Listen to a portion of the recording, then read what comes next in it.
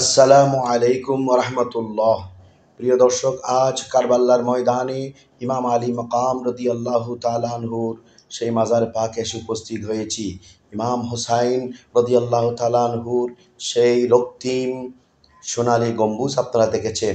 আমরা ইমাম হুসাইন রাদিয়াল্লাহু তাআলা আনহুর মেইন গেট দিয়ে এখনই প্রবেশ করলাম। আলহামদুলিল্লাহ, ভিতরে প্রবেশ করে অত্যন্ত সুন্দর মনোরম পরিবেশ উপভোগ করলাম। ডানে বামে দুই দিকে নারী এবং পুরুষের জন্য আলাদা ব্যবস্থাপনা। মদিনা শরীফে যেভাবে পুরুষরা আলাদা এবং মহিলারা আলাদাভাবে জিয়ারতের সৌভাগ্য লাভ করেন, ঠিক ইমাম হুসাইন রাদিয়াল্লাহু তাআলা আনহুর দরবারেও সেই নিয়ম নীতি ফলো করা হয়েছে। আমরা সামনের দিকে যাচ্ছি।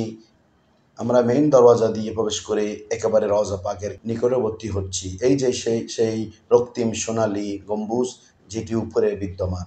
আলহামদুলিল্লাহ, আমরা ভেতরে প্রবেশ করার পর আপনাদেরকে দেখাবো নারীদের জন্য যেভাবে আলাদা ব্যবস্থাপনা, পুরুষদের জন্য যেভাবে আলাদা ব্যবস্থাপনা, আমরা সেটি আপনাদেরকে দেখাচ্ছি। ডান পাশে অনেক মহিলা দেখা যাচ্ছে। মহিলাদের জন্য পৃথক দরওয়াজা রয়েছে। এই দরওয়াজা দিয়ে শুধুমাত্র মহিলারা জিয়ারত করার সৌভাগ্য লাভ করেন। আমরা আপনাদেরকে সেটি পরিষ্কারভাবে দেখাচ্ছি।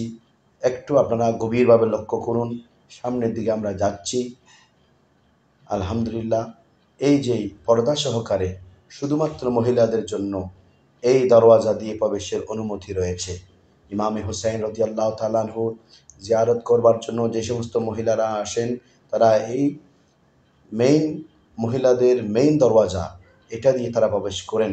আমরা মহিলাদের জিয়ারতের স্থান অতিক্রম করে সামনের দিকে অগ্রসর হচ্ছি। অর্থাৎ যেই দরওয়াজা দিয়ে শুধুমাত্র পুরুষরা প্রবেশ করবেন, আমরা সেই দরওয়াজার দিকে অগ্রসর হচ্ছি। সামনে সোনালী কালারের সেই দরওয়াজাটি আমরা দেখতে পাচ্ছি। আলহামদুলিল্লাহ, আমরা সেই দরওয়াজার সামনাসামনি চলে আসলাম। এক্ষুনি আমরা সেই দরওয়াজা দিয়ে ইমাম হুসাইন রাদিয়াল্লাহু তাআলা আনহুর রওজা শরীফে প্রবেশ করলাম। তবে এখানে একটি বিষয় লক্ষণীয়, ইমাম হুসাইন রাদিয়াল্লাহু তাআলা রওজা শরীফের একেবারে পূর্বেই যেই মাজারে পাক রয়েছে, দেখতে পাচ্ছেন আপনারা। আমরা আবারও দেখাচ্ছি মেইন দরওয়াজা। এই দরওয়াজা দিয়ে আমরা প্রবেশ করব ইমাম হুসাইন রাদিয়াল্লাহু তাআলা আনহুর রওজা শরীফে।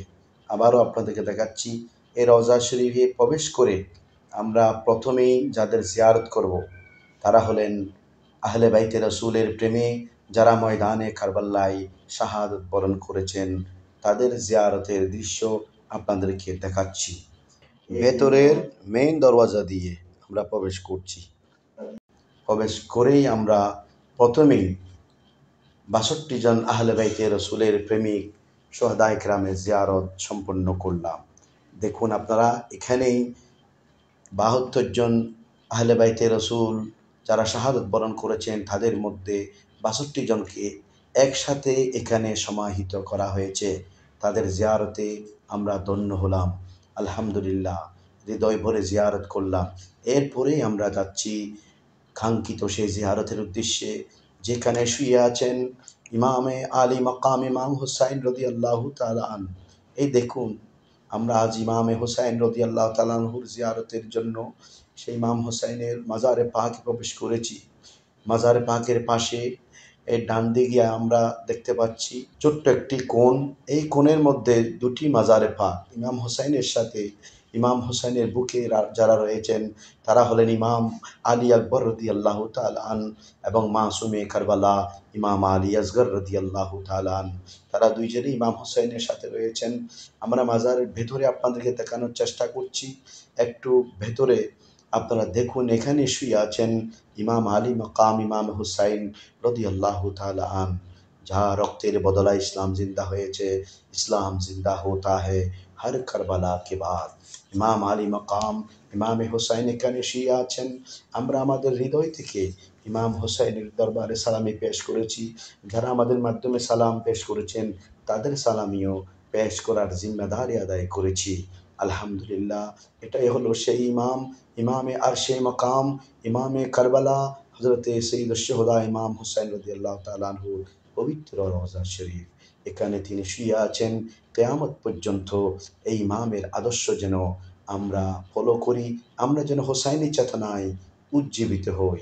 আল্লাহ পাক সকলকে ইমাম আলী মাকাম ইমাম হোসাইন রাদিয়াল্লাহু তাআলা আনহুর জিয়ারত দ্বারা ধন্য করেন। আমিন, আমিন। বিহুরমতি সাইয়্যিদুল মুরসালিন। ওয়াসসালামু আলাইকুম ওয়া রাহমাতুল্লাহি ওয়া বারাকাতুহু।